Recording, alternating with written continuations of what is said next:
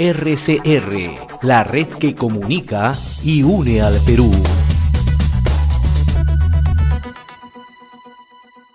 Le damos la cordial bienvenida al doctor Javier Zúñiga, analista en temas económicos, docente universitario y como siempre nos permite dialogar a través de RCR, Red de Comunicación Regional. Doctor Zúñiga, qué gusto saludarlo, un gusto de tenerlo nuevamente en RCR, Red de Comunicación Regional. Buen día. Buenos días, José. Muchas gracias por la invitación y estoy a tu disposición. ¿Cómo analiza, ayer la presentación del presidente Pedro Castillo en Huamanga, Ayacucho? Era un balance de los primeros 100 días, ¿no? Pero finalmente se convirtió también en una tribuna para una serie de anuncios, ¿no? De carácter económico, de carácter político, ¿no? ¿Qué efectos va a tener eso en la economía, cree usted, ¿no? Haciendo el balance y también las proyecciones que ha trazado el presidente, ¿no? Bueno, yo esperaba, como todos, y tú bien lo dices, José, de que fuera un balance de lo que había hecho durante los 100 días. No esperaba de ninguna manera, como costumbre en él, utilizar esa plataforma para hacer declaraciones políticas. Evidentemente creo que lo más saltante desde el punto de vista económico es el aumento del salario mínimo vital de 930 soles a 1.000 soles, ¿no? 70 soles que podría ser poco significativo, supuestamente poco significativo, en este momento en el cual la economía no está recuperada, ¿no? La verdad que se convierte en un aumento, ¿no?, que podría causar serias dificultades, sobre todo a todavía las pocas pequeñas y medianas empresas formales que están trabajando actualmente. Y esos 70 soles también determinan que todas las empresas formales tengan que subir los 70 soles a todos los niveles. Por lo tanto, creo que es una medida, ¿no?, que no se debió haber dado en este momento. Tal vez se hubiera dado en aquel momento en que la economía empezara a salir, ¿no?, del inconveniente que se encuentra causado por la pandemia del COVID-19. Ahora, lo que ha dicho el presidente luego de su presentación ayer en Huamanga, en horas de la tarde a través de su cuenta social Twitter, que se trata de un subsidio, ¿no? ¿Estamos en estos momentos en condiciones de seguir subsidiando, por más mínimos que sean estos montos, ¿no?, con una economía que no despega, con una reactivación que no tiene norte, que no tiene rumbo, ¿no? ¿Estamos en condiciones? Realmente no estamos en condiciones de establecer un subsidio. El subsidio, José, es un tema que ya se ha abandonado en el mundo en general. Quedarán muy pocos países, tal vez el caso de Cuba, el caso de Venezuela, que sigan utilizando el tema del subsidio para aquietar, ¿no?, a las masas sociales. Sí he leído un Twitter en donde se refiere que no habló del sueldo mínimo vital, sino de aquellos que ganan menos de 2.000 soles se le daría un subsidio de 70 soles.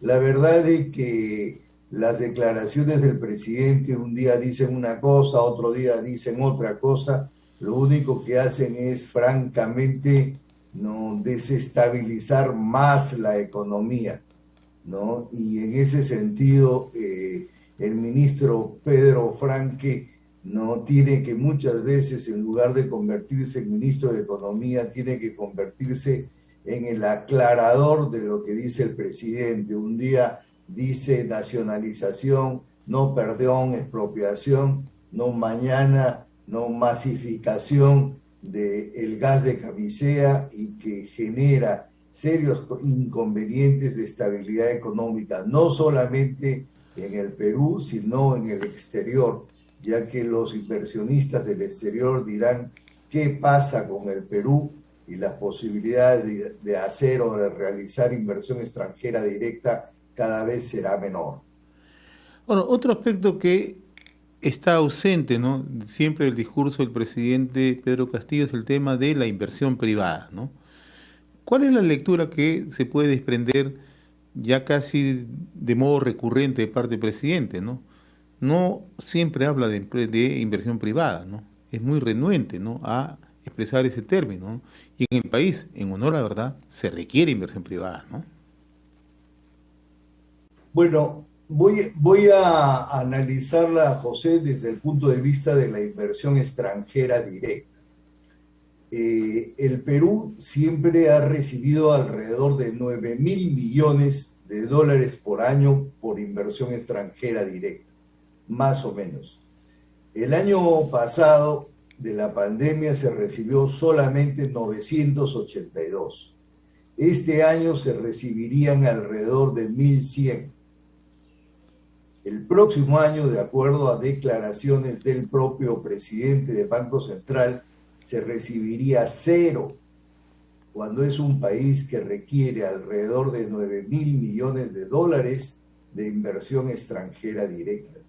Por lo tanto, los mensajes, las declaraciones del presidente de la República, erráticas, un día una cosa, otro día otra cosa, determinarán que el próximo año no exista o no pudiera haber inversión extranjera directa, y eso sería sumamente peligroso, porque la inversión extranjera directa genera gran cantidad de fuentes de trabajo para el país y es muy necesaria. Ahora, cómo están reaccionando los agentes económicos, usted que sigue muy de cerca, ¿no?, este tema, en cuanto a que el presidente también de manera constante cita el término de Asamblea Constituyente, ¿no? Ayer nuevamente ha vuelto a insistir, ¿no? Ha vuelto con una arenga política, ¿no? La Asamblea Constituyente está en manos del pueblo, ¿no? ¿Cómo afecta esto a nuestra economía, ¿no?, que por sí ya está en medio de la incertidumbre, pero sí, de manera permanente tenemos un ministro de Economía que intenta ponerle paños fríos, tenemos un presidente que la primera oportunidad que tiene, como usted bien lo anotaba hace unos momentos, habla de nacionalización, estatización, ayer habló de renegociación, en realidad sigue generando mayor incertidumbre, ¿no? Pero cuando acuña el término de Asamblea Constituyente, ¿qué efectos puede tener en nuestra economía? Mira, José, existen 3 reglas de oro para que un inversionista realice una inversión. Uno es estabilidad política. Y con esas declaraciones no existe estabilidad política. Al contrario, existe una abierta inestabilidad política. Segundo, un poder judicial justo. Yo creo que eso no existe en el Perú. Y la tercera regla de oro está referida a no cambiar las reglas.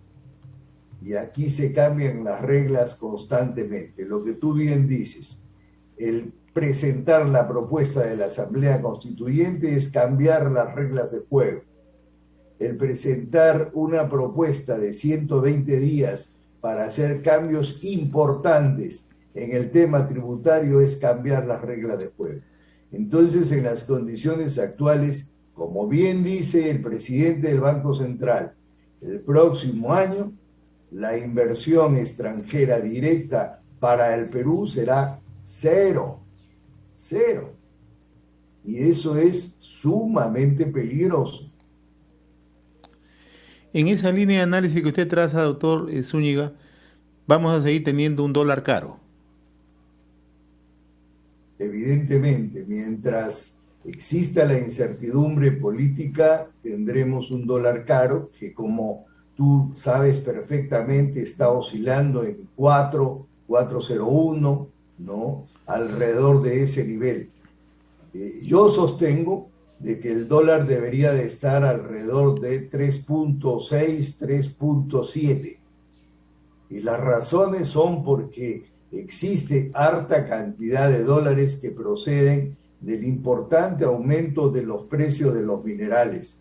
Todos los minerales, menos el oro y la plata, todos, han subido considerablemente.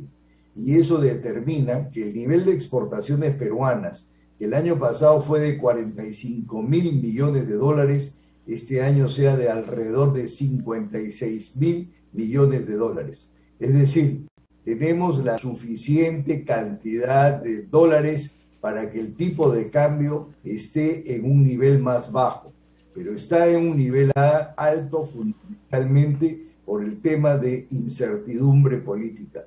Recuerda tú, el día en que el señor Bellido salió del premierato y que el presidente del Banco Central no asumió con 3 directores economistas de prestigio, el tipo de cambio cayó hasta el nivel de 3.87.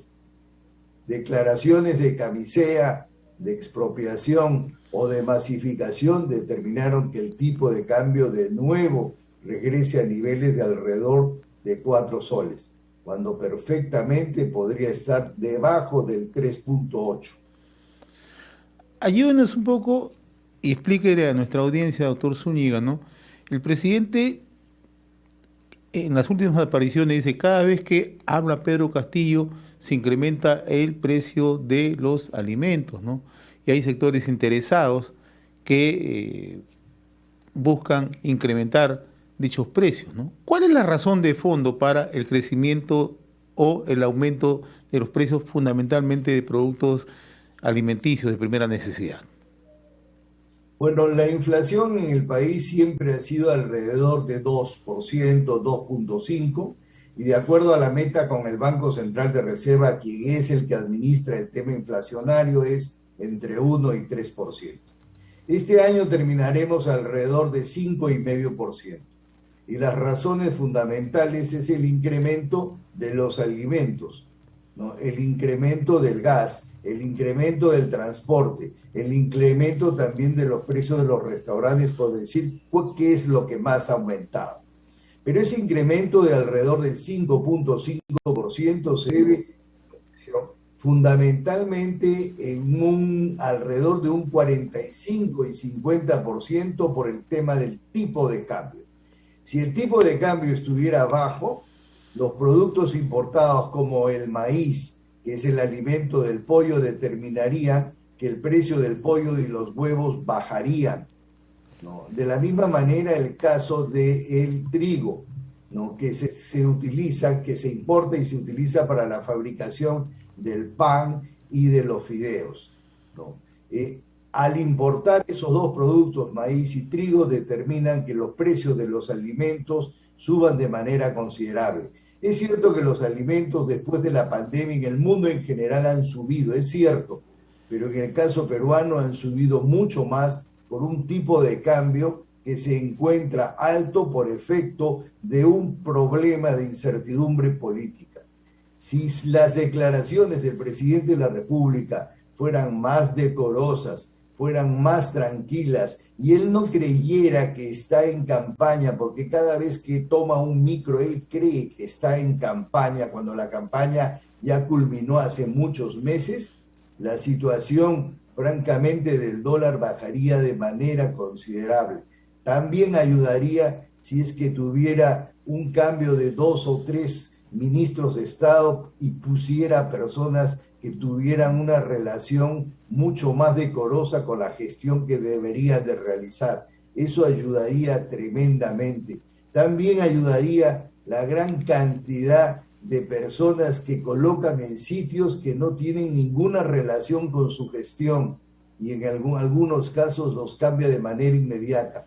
Esas son señales pésimas para el exterior. Yo no sé qué puede pensar el inversionista extranjero de lo que está ocurriendo en el país.